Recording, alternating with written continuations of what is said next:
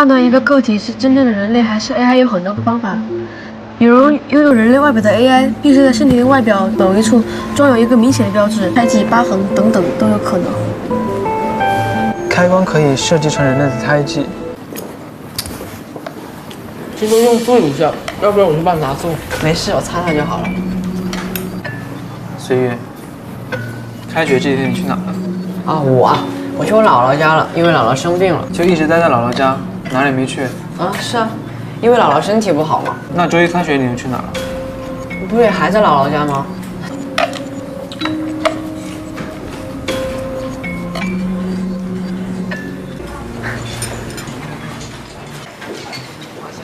可以啊。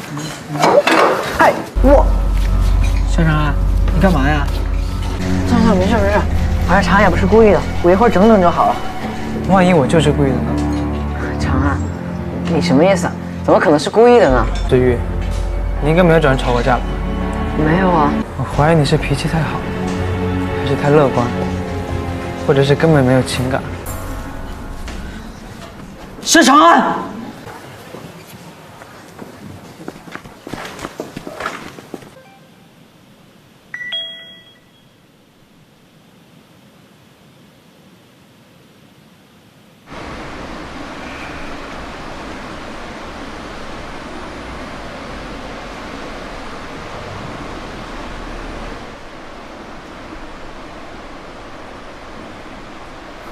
哎，有人吗？